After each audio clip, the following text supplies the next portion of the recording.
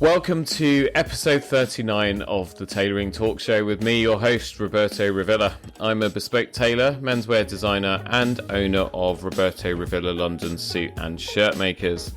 This is the podcast where you drop in for the threads but often leave with something quite unexpected. I talk to self-starters and creators about their journeys, the highs and lows and lessons they've learned along the way. If you haven't already, please support the show by subscribing. And if you're listening on Apple Podcasts or Spotify, please help me out by leaving a rating and a review.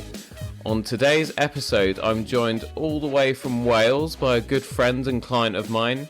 By day, he's worked in the insurance sector, but has recently escaped the industry to begin a new chapter in his career. Outside of his day job, he was a DJ for over 2 decades and has played some amazing gigs with amazing people, such as the legend Jules Holland and comedians Rich Hall and Brian Connolly.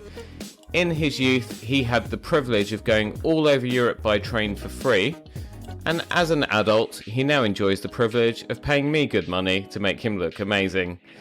Ladies and gentlemen, please join me in welcoming Richard Gore to the Tailoring Talk Show. Richard, how are you? I'm very well, thank you, and thank you very much for that kind introduction. You're welcome. I want to talk about your DJing days because you have ended up playing with... Well, actually, no. Let's just go back a little bit and talk about how we met. I dress you. Yes. I have made some clothes for you recently. And you actually originally approached me all the way from Wales, which my wife found highly amusing. I want to say she was really impressed, but... sort of highly amused and befuddled was that she was like, why does anyone want to come all the way from there to see you? But you got in touch, and I think we hit it off straight away because you sent a very long, detailed email to me about all the things that were going on in your head. And I think you were probably slightly worried that I would think, God, this is crazy. But actually what was going on my side was... oh my God, I really like him because I love detail because not many of my clients actually do that. And yeah, we just seemed to hit it off. A long correspondence later, and then you were in London and I was measuring you up. So yeah. So yeah, there we go. So where did you find me? Twitter, as it happens. Those of you who are regular listeners will probably have heard at some point of Bobby's cycling exploits. I too am a keen cyclist, and I promised I'd never ever say that because everybody's always a keen cyclist when they're pointing out the errors of cycling. But yeah, I enjoy cycling, and I enjoy talking about bikes more than actually riding them. I've got quite a lot of bikes. I saw Bobby on Twitter and noticed that he was a tailor, and I'd been thinking of a suit for quite some time. So when the opportunity arose, really there was only one person to get in touch with. It may sound strange going from Cardiff to London, but there isn't a huge amount of choice. There are a couple of places in Cardiff, and I've been in touch with a few, but didn't really click. And then, as you say, I pinged you an email, and one of the things... I'm the sort of person that does lots of research into things before I get into it.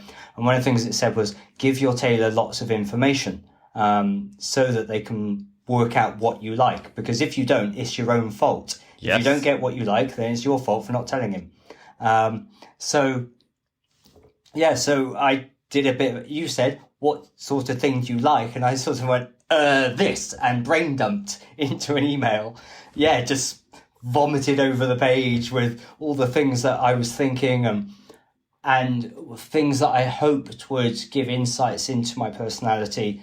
Like, as you now know, I like classic things. I'm not a dedicated follower of fashion, and look for timeless things that maybe aren't the height of fashion, but aren't out of fashion because they're just classic good looks. So things that pointed towards that in me, like the fact I ride steel bikes and drive a Saab. So yeah, there was loads, and luckily you didn't run away, screaming for cover. And yeah, we arranged a trip up and caught up, had a coffee, had a chat, and the rest is history. Yeah, exactly.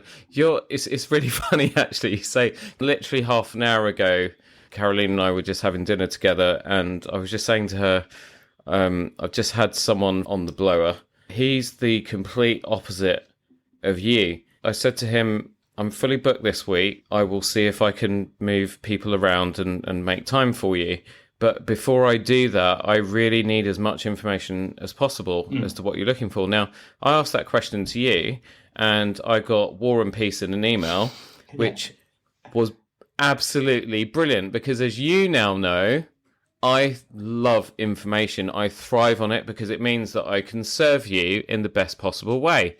And this guy was basically playing guessing games with me. Oh. Like, I literally felt I was in the most frustrating game of... Well, it probably felt like what Sue Gray or the Met Police felt like when they were interviewing, you know, Boris Johnson and co. about... We said we weren't going to get political, and I just... But, yeah, so kind of slightly frustrating. So I have just sent him a text message to say, you know, if you don't give me what I asked for, I'm not going to make the time for you. The interesting thing with you, so for everybody listening, you're probably feeling a little bit unbalanced right now because we don't actually do much tailoring talk on this podcast. And today is kind of going to be a little bit tailory focused because Richard is a client. We've become very, very good friends in a short space of time. He's kind of... Sorry, now I'm talking about you. You're in front of me. That's okay. I'm talking to the ladies and gents at home. So for me, what I find really interesting about Rich is that you, sir, I believe, are just on the other side of 40. Yep. What I often have talked to people about when we talk about fashion and so on, and you know what's trendy in suits, blah blah blah. What I say to people is, when we're younger, we tend to do a lot of experimentation. So when we're children, we don't have much choice because we wear what our parents give us, which in my case was, you know, flares in the 80s, which was basically a death sentence when you go to a state school in Croydon. Then you get into your teens and you might get a part-time job and start earning a little bit of money, and then you can go and buy a few bits and pieces yourself. So you're kind of dictated there by, or you're influenced by a little bit by fashion, a little bit by who your heroes are, whether it's music, acting, whatever, and obviously what you can afford. Then you kind of get into your 20s and you've got your first job and you are earning money. You're courting and you're trying to impress the girl that sits across the office or whatever. But then we get into our 30s and we get married, and then we kind of become a little bit... We start to get a little bit set in our ways. I don't want to say lazy, but we kind of settle. And it's kind of the same when it comes to our clothes as well. You know, a lot of guys want to settle into... They want to find something that works for them that's kind of timeless, rather than the exhaustion that it takes to keep up with fashion and so on. And I think with the clothes that you have had me put together for you so far, I think you're hitting that note absolutely perfect. So to give the listeners an example, if you go on to the Roberto Revilla London Instagram page, you will see a picture that Rich very kindly sent me at the weekend. And he's standing there in a kind of khaki tan linen suit with a blue shirt. And he looks... Clean podcast, but he looks effing amazing. Like, really, the amount of swagger. And this is a guy who is not up himself. He's not arrogant. He hasn't got a massive ego, or I've not known him long enough to have discovered all of that. But no, he hasn't. He's one of the nicest people. He brings me Welsh cakes. Well, he brings Welsh cakes for my wife, and I just eat them before I get them home. But in this photo, he just looks like he stepped out off the screen of a John le Carre, film or Bond or something like that. You just look so good. It's just timeless. Like, that photo could have been taken 3 days ago, which it was, or it could have been taken 30 years ago. Yeah. And that's your kind of style, isn't it? It's you're now just hitting your rhythm as you start to enter this next decade of your life. What's your journey been to get to here? Well, it's very similar to from what you were saying, how most people are. When I was younger, when I was a child, I had no choice. And I certainly didn't have expensive clothing based on my mum's attitude of, well, you'll grow out of it in 6 months. Why bother wasting money that you're going to grow out of? And now, being a parent, I completely understand. Yep. I see beautiful clothes from brands that I own, clearly not as beautiful as yours, but other brands, in John Lewis for children, and think, I'm not buying that for my son. He'll be out of it in 6 months' time. So, yeah, I have turned into my father, but that's another conversation. As a child, I didn't have much choice. As a teenager, when I had more choice, but not much more money, I was 90s. I was a 90s teenager, which for me was indie. So pulp, suede, so baggy jeans, curtains, when I had hair. Anything that was Jarvis Cocker. That was me.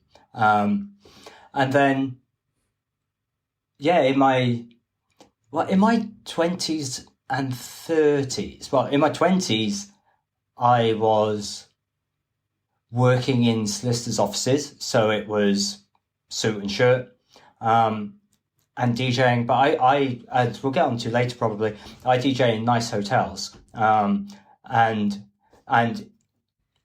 because of my upbringing, if I'm in a 5-star hotel, I'll wear a suit, or at least trousers and a shirt. Nowadays, and I have been DJing for over 20 years. When I started, people would not go to a wedding in jeans. Now people go to weddings in jeans, and it makes me wince.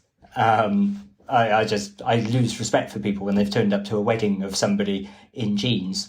And then got married when I was 30, and then moved to my last place where they had zero dress code. If you wore a suit, you would get asked if you were, depending on which department you're in, you were either going to court or you were going to a funeral. We had zero dress code. Yeah. And therefore I didn't find the need for a suit, but I've always liked it. And in terms of influences, you mentioned how my linen one could be 30 years ago. Timothy Dalton in License to Kill has a blue jacket, stone chinos, and dark blue shirt when he hands in his resignation at the beginning of the film.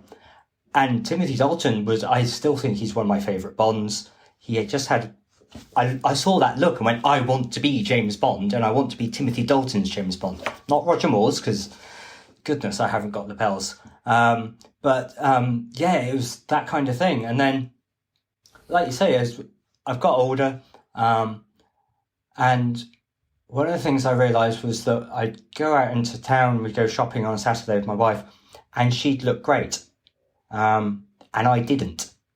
I was wearing jeans and a t-shirt, and she had made an effort. And I was like, this is embarrassing. I want to look better. And then there's people who I see, especially in my part of the world, who have made a huge effort to go shopping on a Saturday. And I want to have that look where it doesn't look like I've made an effort. and things like the linen suit, no tie, just it's that sort of thing that people wouldn't notice that you'd thought about it. That's the point. You should have thought about it enough so that it looks comfortable. It doesn't look put on.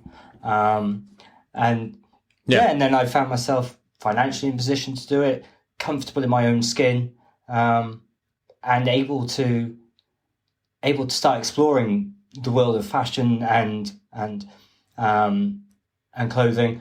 And I always wanted a bespoke suit. I think I mentioned in one of my first emails to you that funnily enough, the fabric and the pattern and things like that were less important than the fit. I said I just want it to fit, because a cheap suit that fits well will look better than an expensive one that doesn't. And that's why I came to you. We clicked, and you make me look great. That smile, I borrow the confidence. Because I know that you've made me look great, it makes me feel confident in myself. I'm borrowing your confidence, essentially. Yeah. And that's where I am now. So, yeah. Yeah. There is... I was saying this to my wife. I said, I walk taller when I'm wearing my suit. And because I'm in the fortunate position now to have more than one, I can wear them more than once in a blue moon. And there's a peak of my confidence with wearing the suit, and it drops off gently when I'm not wearing it. But because I wear them fairly regularly now, my confidence has just increased, even when I'm not wearing your clothes.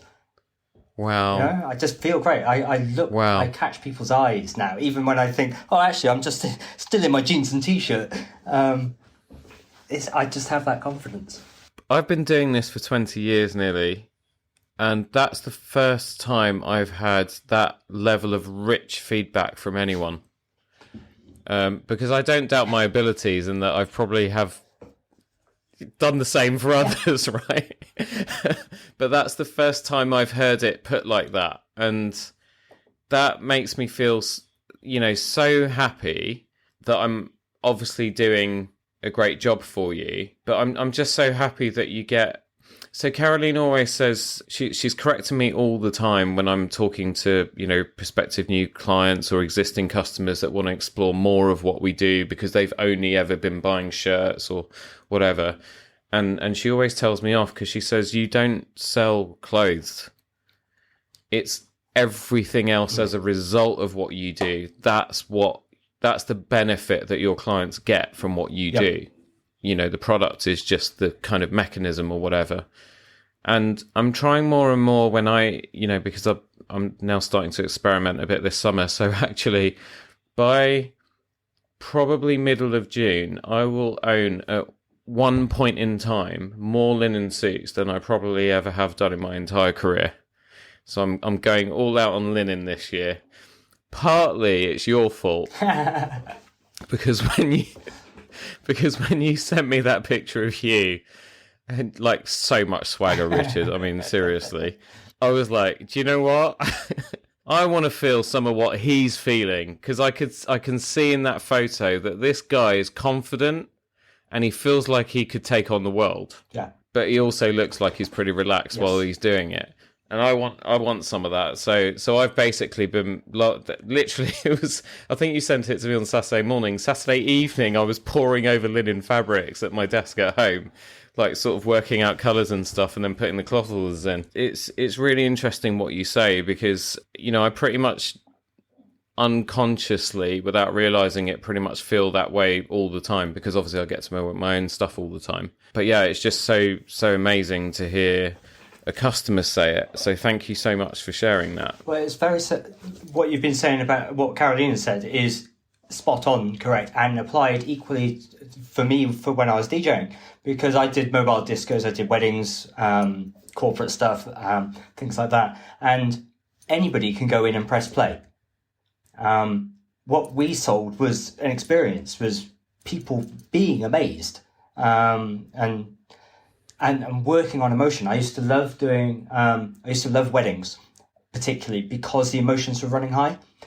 So if you got it wrong, it was horrendous. and you could get lynched.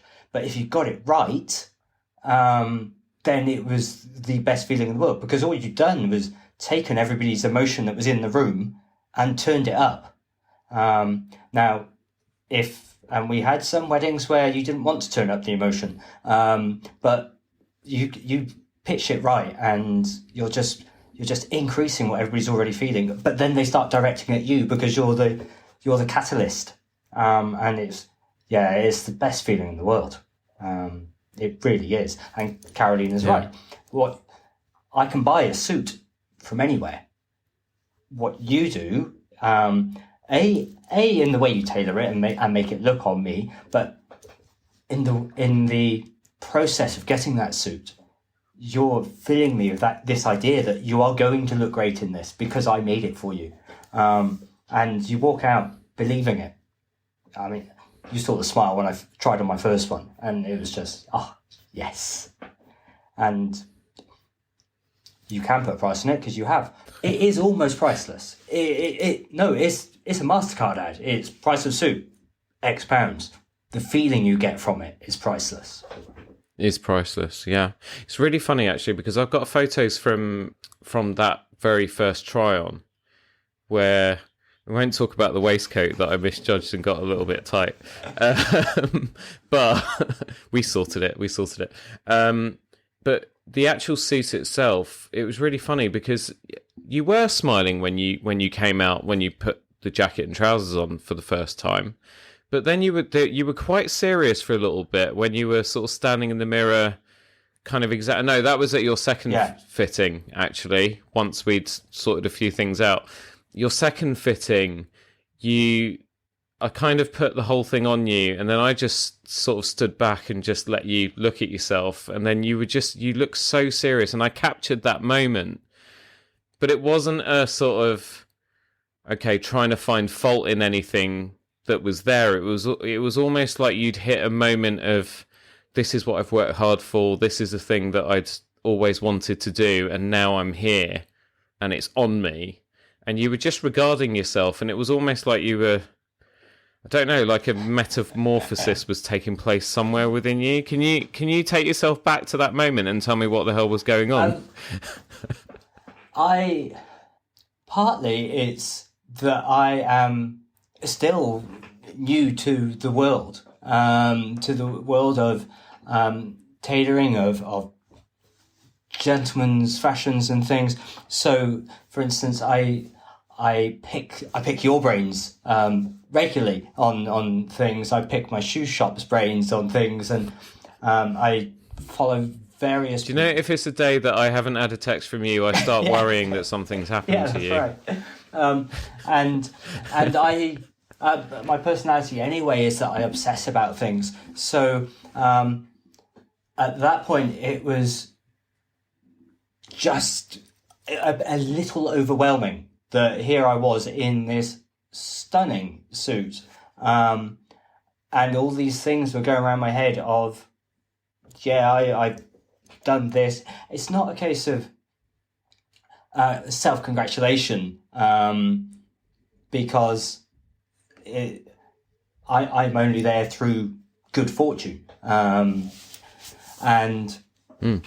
so it's not that. It's more a case of just thinking, wow, this is me now. I am that person I've just been looking at on the internet or reading about, or yes, my lapels are this width, and that's what the guy on the internet said it should be, and things like that. So it's that moment of almost, and I've got a responsibility now and a commitment, because I've got a responsibility to you to show off your clothes in the best light. I wouldn't want to be arrested whilst wearing one of your suits, for instance. That would be bad. But if you were, let's face it, you'd probably get off pretty quick. I'd get a nice sell, they'd be offering me a cup of tea. But there's I am still I'm still new to it, and it's still a bit overwhelming. We'll have conversations about things, and I just go, I don't know what you're talking about. I need to learn more and just get more almost get more comfortable in my skin in it. Because when I'm not wearing the suit, there is that drop off in confidence, and so it's just being more comfortable in this world that I'm dipping my toe in. And we were lucky. You were lucky that you're on Twitter. I was lucky that I was on Twitter at the same time, and I found you because we are a great match. We just clicked from the word go, and you, all these things I'm explaining to you, you get already. So this is explaining it for our listeners. But there is a moment where you just go, wow, it just blew me away. I think the reason I get it is because I've been on that same journey. Yeah. Right. Introverted, bullied kid, particularly worse in the 80s, as a ethnic minority as well, in one of the worst state schools I think there's ever been in that part of the world, where, every day you so much as looked at someone the wrong way, or you were dressed the wrong way, or you weren't wearing the right trainers or whatever, you just get,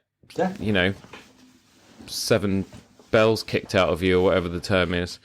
And so it really knocks your confidence during those formative years, and then sort of going into the working world and so on, and not being university educated, you obviously have a little bit of a chip on your shoulder, and there's a bit of a confidence issue there, and constantly wondering whether you're worthy or not. And the thing that's always the thing that's always fascinated me is how suddenly you can put on an outfit, and it doesn't necessarily need to be a suit. But I remember the first time when I was at sixth form college and I had a part-time job and I was earning my own money all of a sudden, and I was able to suddenly start buying designer clothes.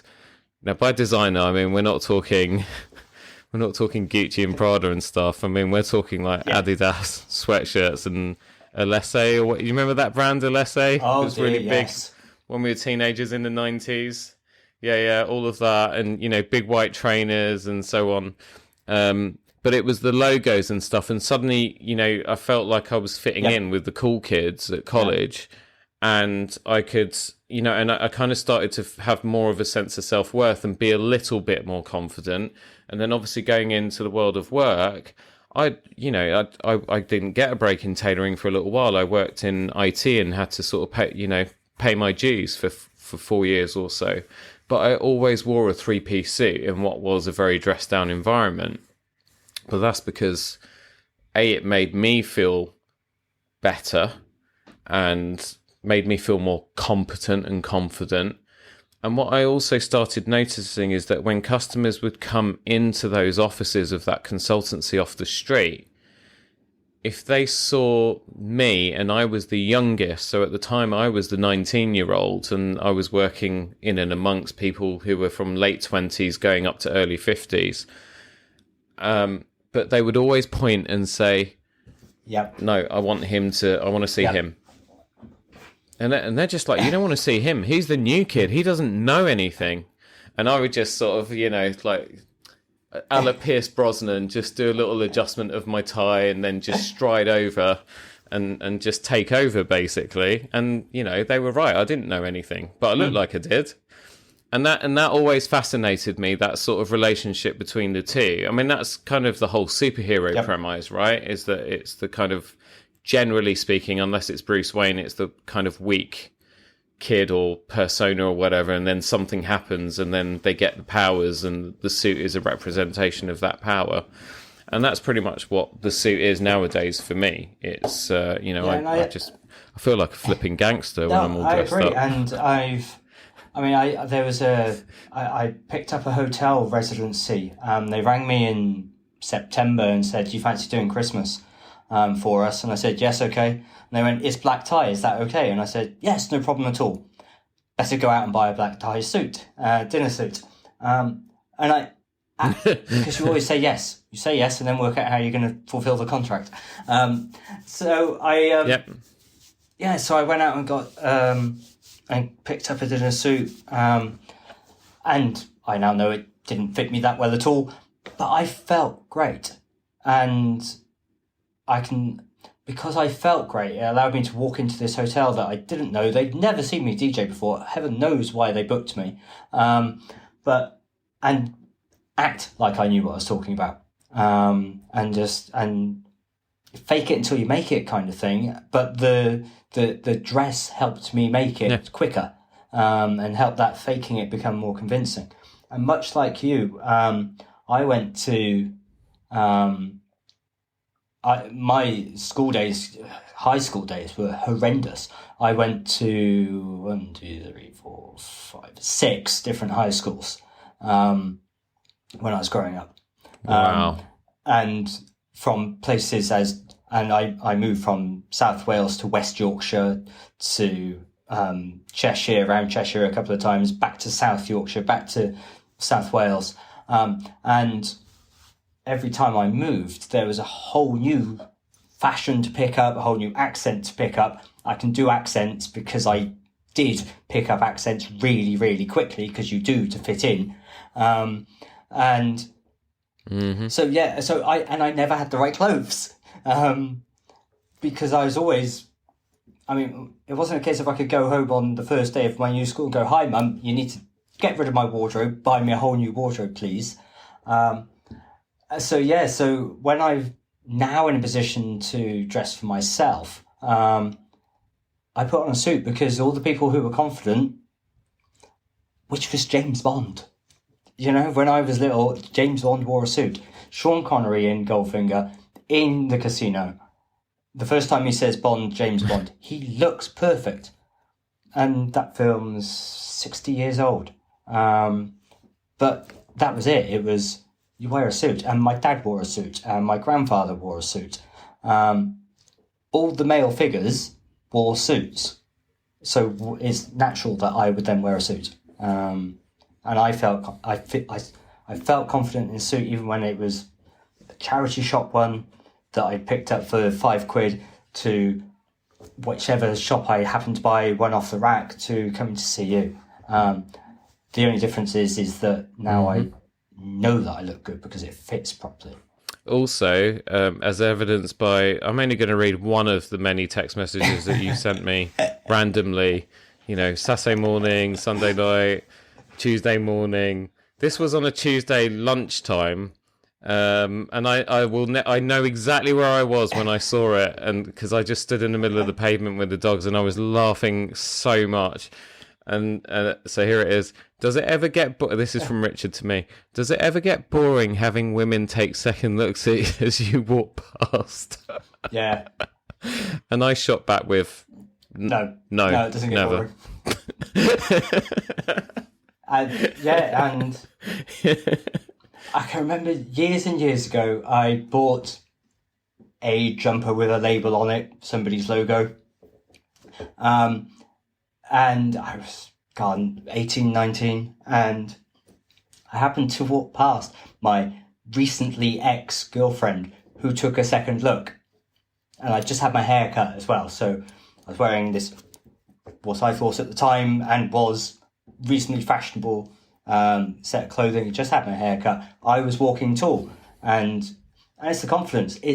And if I ever introduced you to the guy I DJ'd with, he lives off the confidence. And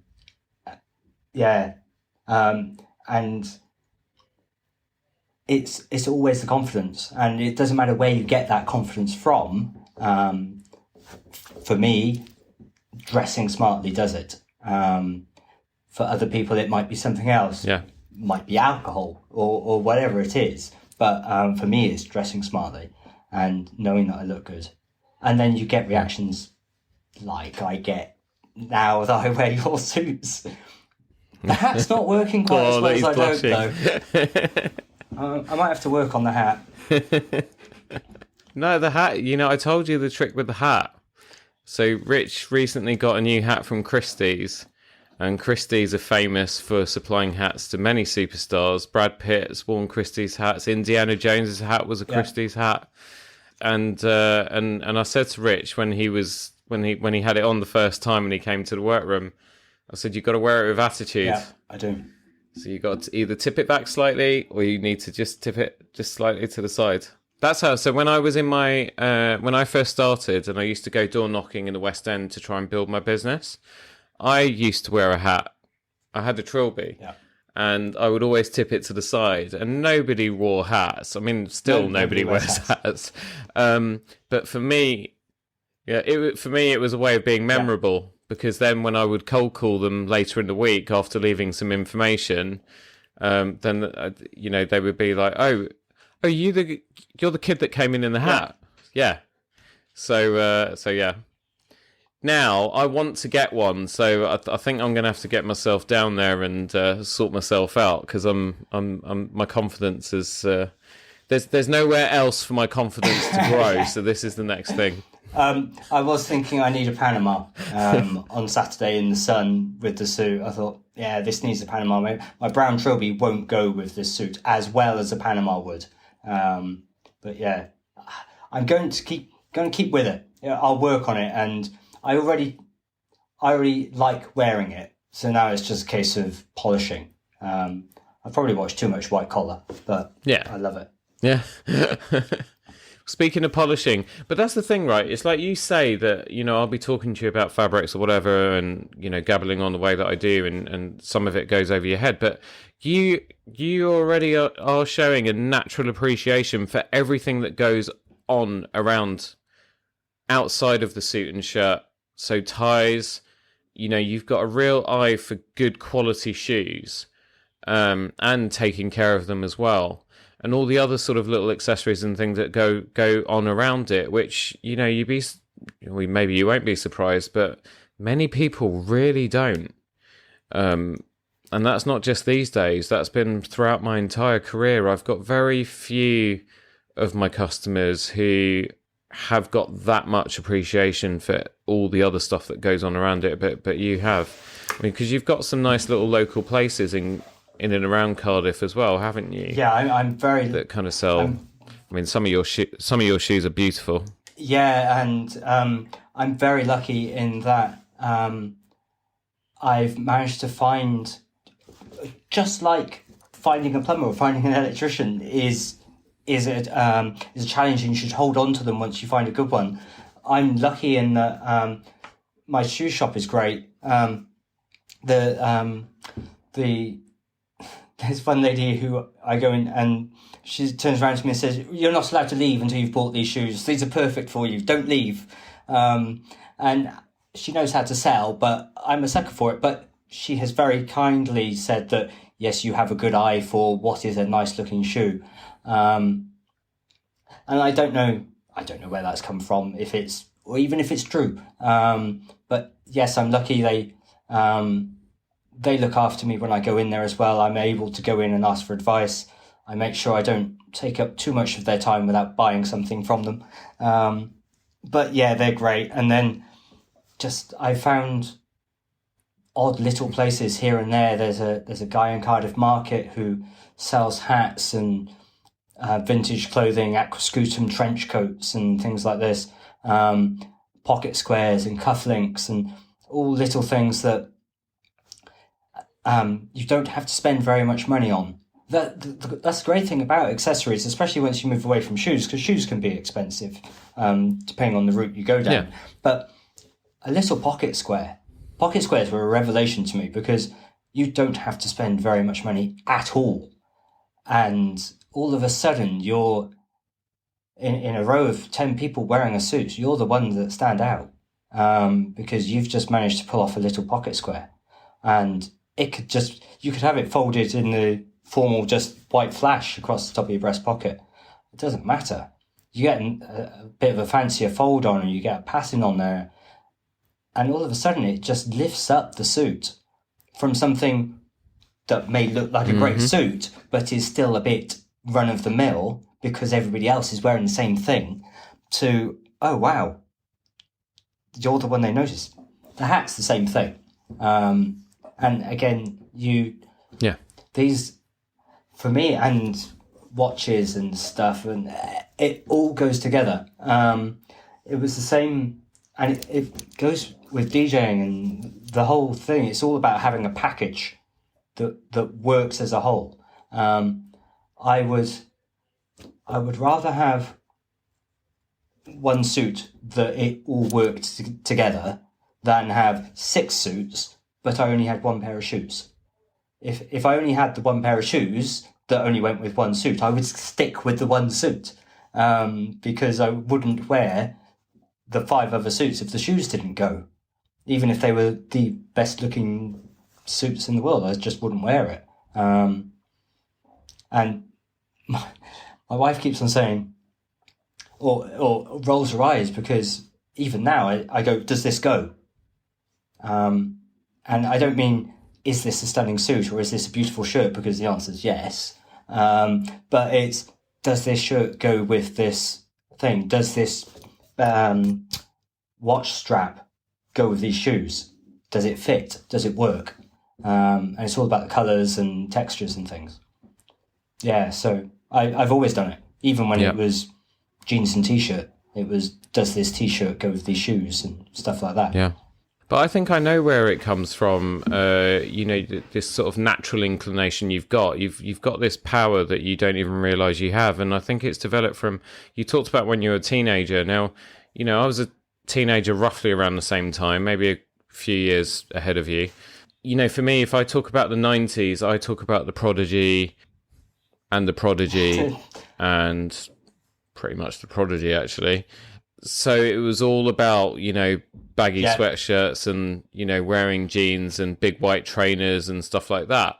But you didn't talk about them. You talked about suede and you talked about Jarvis Cocker. And when you think of Jarvis, I was lucky enough to meet Jarvis Cocker briefly at HMV in Oxford Street when my office was round the corner from there. And, that guy, you very rarely, if ever, saw him out of a jacket and a pair of trousers. Whether it was a suit or whether it was a combination, didn't matter. The guy was always extremely well dressed. A lot of those kind of Brit rock bands from that sort of era were always well dressed. You also had the advent during roughly around that time of the Hives, who were possibly the smartest rock band to ever grace the music scene. Those guys always looked immaculate, and then you talk about Bond, and so all of this kind of it rubs off on you. So even if you didn't, and then you talked about your grandfather, and you talked about your father always being smartly dressed, and obviously their peer groups as well, who are the people that you would have been looking up to when you were a kid. So you suddenly start to see, from you talking about these things, where you're getting all this natural inclination from. And I can remember watching Top of the Pops in 1992. Hopefully we don't have to go into an explanation of what Top of the Pops is, and that most of your listeners will know that.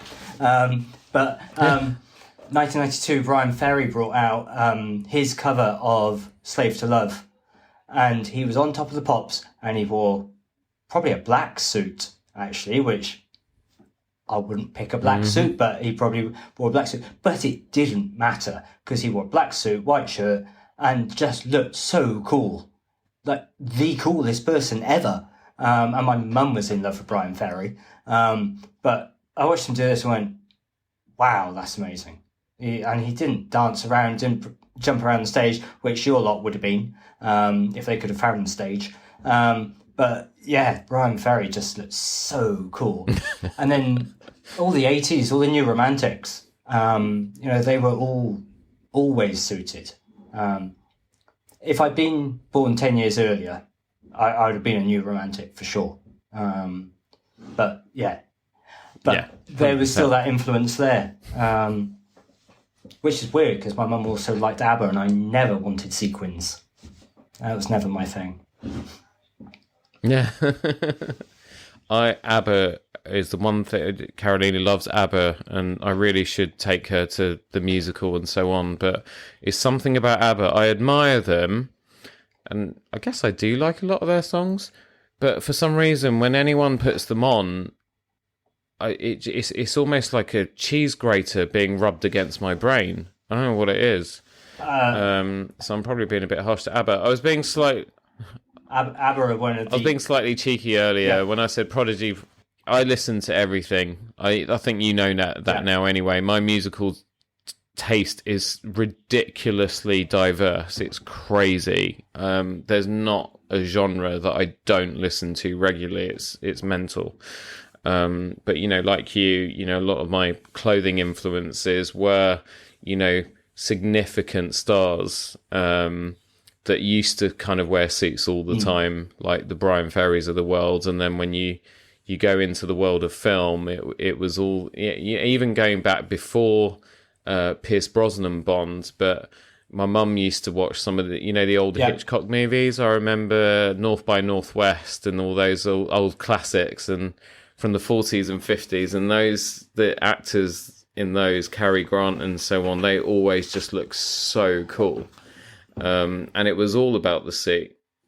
I want to just take us away from suits for a second. Okay. Unless you've DJ'd in your suits, apart from the one time you had to wear a tux, because I definitely do want to just get into some of that, because I find that whole sort of thing about you quite fascinating, actually. And I can imagine how you'd be with people requesting things and, interrupting your carefully curated playlists and so on.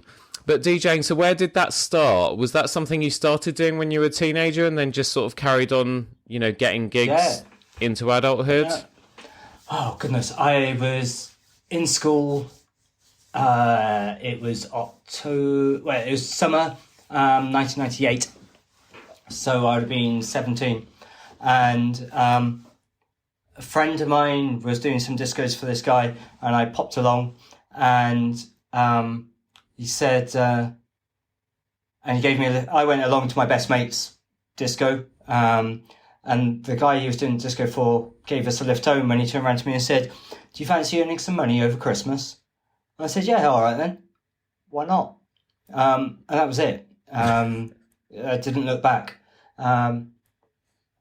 And everybody's always surprised when I say I'm a DJ, because I like wearing suits. I drive a Saab. I like Gilbert and Sullivan and Les Mis, then I can also get 600 people jumping up and down, going crazy to Scooter, and it just took off from there. It was some of the best times of my life. Just absolutely, there is nothing like the feeling of seeing however many people, and it doesn't have to be a lot. It doesn't have to be 600 people. And I didn't do a huge number of gigs where it's that many people, but when you just get a room that's on your side and everybody loves you. I mean, I did one once. I always had good gigs when my best mate came along, mainly because he was 6'3" and I was never worried about anybody hitting me. But there was one gig I turned up and I went to the wrong hotel first of all, had to hot foot it across South Wales to the correct hotel, turned up at exactly the right moment so I could unload the car straight away. Bride and groom were lovely and played a few songs, and at one point this guy came up to me and went, I'll buy you a bottle of champagne if you play Barbie Girl. Okay, fine. Press play. I'll have that bottle of champagne. Thanks very much. But my best mate leant over and went, Rich, you could fart in the microphone and they give you a round of applause. And that moment, there's a moment where you just go, yeah, I've got them. I can play anything now, and they'll go with me. And it's there's like nothing on earth. And that more than the numbers or the size. I mean, I mentioned I did a gig with Jules Holland for a company sales do. I think their rig was about 24 kilowatts. It was decent size. They were using more electricity than the rest of Newport put together. And yeah, that was impressive. And Jules Holland and his Rhythm and Blues Orchestra were there, and it was great. And it was, Jules Holland. But the ones where you made a connection with somebody, the ones where the bride comes up at the end and goes, "Thank you so much, that was amazing." I did a 60th birthday party, and I worked hard on the background music because I knew that would be important. Background music is really important. I worked hard on it, and the disco itself was all right. I had people dancing, wasn't nothing to write home about. But the birthday girl came up at the end and said, "Thank you so much. I loved every single song you played." That, just knowing that you've made somebody's night. And then there'd be other nights, and just, it's that connection, it's that moment when somebody comes up and goes, "Oh, play this song." And somebody did it with S&M by Rihanna, and it was the first time I heard it. I pressed play, everybody went nuts. The guy who'd recommended it came back up and went, "Oh, it was brilliant, wasn't it?" And I'm ringing my mate going, "You've got to play this song, you've got to play this song." And we get this because we used to listen to the chart show on the BBC or watch Top of the Pops. Or I can remember Joe Wiley playing Miss Jackson by Outkast for the first time.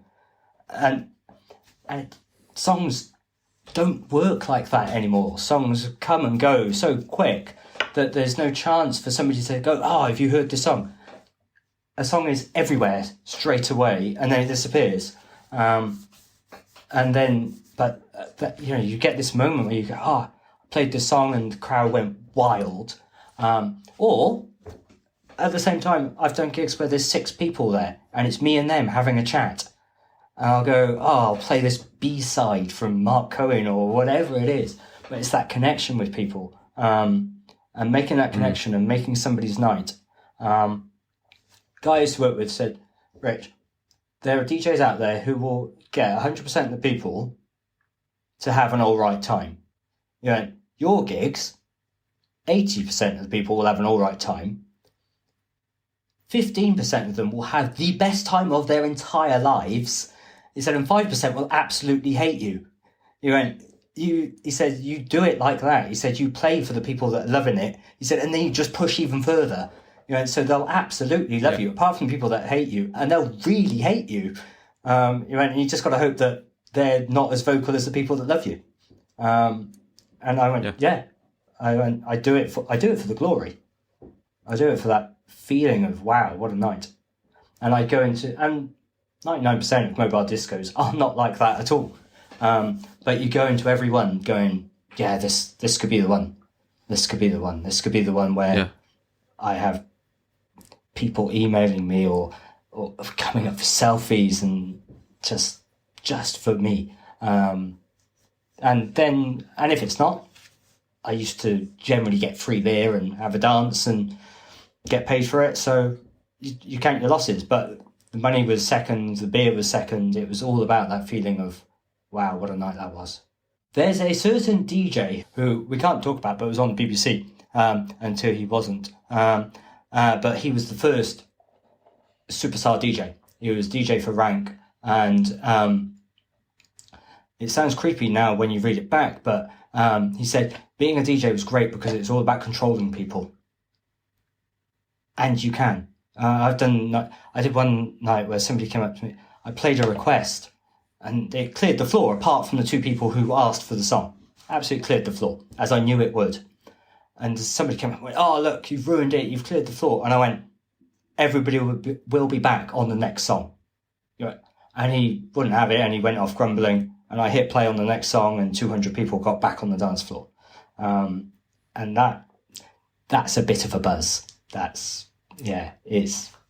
It's great. And it was best time of my life. And then COVID, thanks.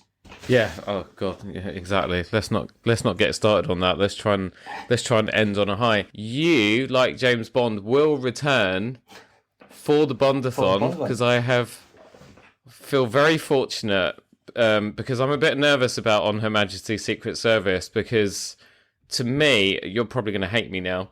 To me, that film's either going to be genius or it's going to be complete a complete mess. And that seems to be how the world sees it. It's so that is so divisive, that film. From everything I've read about it, opinion-wise, people either think that it's fantastic and are massive fans of it, as you are, because it is your self-confessed your favourite Bond film. And there are a lot of other people, it is a Marmite film. A lot of other people that think it is just one massive mess. The acting is wooden and blah, blah, blah. Anyway, we will be getting into that. We're recording later. Early July. Yeah, yep. And then we'll be getting right into that. So you are coming back for that. Richard, thank you so much, really. I've only known you a short time, but I feel like I've known you a long time. And all the best relationships kind of start off that way really quickly. Rich, thank you so much once again. Have you had fun? I have indeed. I hope the people listening have had as much fun, because it's been a delight for me, so I'm hoping it will be for them too. Oh, I'm sure it will be. And everybody listening, thank you so much for joining me and Rich on this episode. Don't forget that Tailoring Talk is now on Instagram at Tailoring Talk Podcast, and you know I love feedback. Well, you now definitely know that I love feedback. So you can also email the show directly, and if you want to compete with Rich, then make sure that your emails are no less than 1,000 words long. At tailoringtalkpodcast@gmail.com. If you have been inspired by some of the Tailoring Talk with Richard today, you can see him and a few of our other friends and clients grinning in their Roberto Revilla outfits over on Instagram at Roberto Revilla London. That is it for this episode. Thank you once again for joining us. As I said at the top of the show, please remember to subscribe, rate and review. You can also click the share button in your player to send the show on to people you know. The Bondathon is rumbling on. We recorded Thunderball last week. That's in edit right now and will be available later this month, so make sure you're subscribed so you don't miss it. And if you'd like to join me on the show, or even join Rich and I in a couple months' time to talk about On Her Majesty's Secret Service, do get in touch and let's see if we can make it happen. Have a great week, and I'll see you on the next one.